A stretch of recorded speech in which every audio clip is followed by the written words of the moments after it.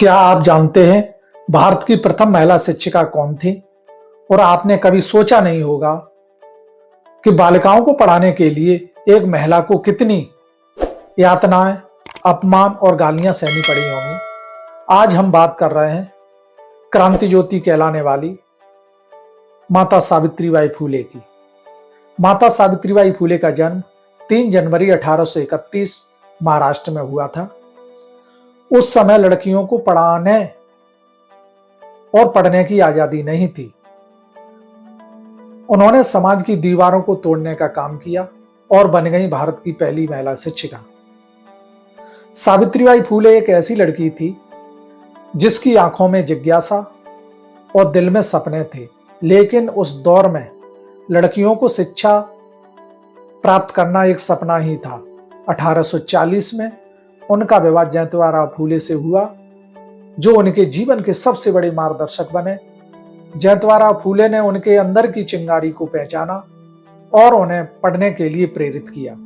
सावित्रीबाई फूले और जयंतवाराव फूले ने मिलकर 1848 में पुणे में भारत का पहला बालिका विद्यालय खोला।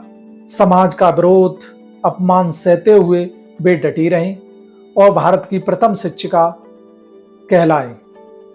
सावित्रीबाई फूले जब स्कूल पढ़ाने जाती थीं, तो समाज उन्हें दुश्मन समझता था।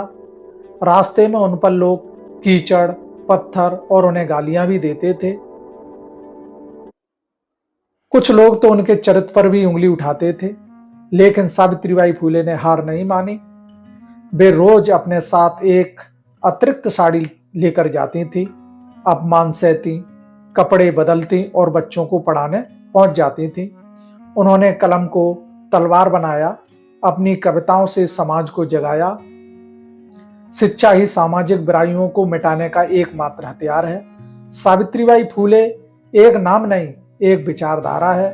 भारतीय नारीवाद की जननी है। सावित्रीबाई फूले कहा करते थे कि शिक्षा ही गुलामी की बेड़ियां तोड़ सकती है। उन्होंने सिर्फ पढ़ाने का ही कार्य नहीं किया, उन्होंने और भी सामाजिक कार्य किए, जैसे विधवाओं के लिए आश्रय गृह, बाल विवाह का विरोध। उन्होंने अंधकार में ज्ञान की लौह जलाई। जयंतवा फूले विचार थे और सावित्रीबाई फूले आवाज, दोनों मिलकर क्रांति बने और इसलिए उन्हें क्रांति ज्योति सावित्रीबाई फूले के नाम से जाना जाता है। आज अगर बेटियां स्कूल जाती हैं तो यह सिर्फ सुविधा नहीं, यह किसी के संघर्ष की जीत है। सावित्रीबाई फूले ने सिखाया, शिक्षा सिर्फ अक्षर नहीं बल्कि आजादी है। नमन है उस ज्ञान की देवी को जिन्होंने भारत की बेटियों को उड़ान भरने का हौसला दिया।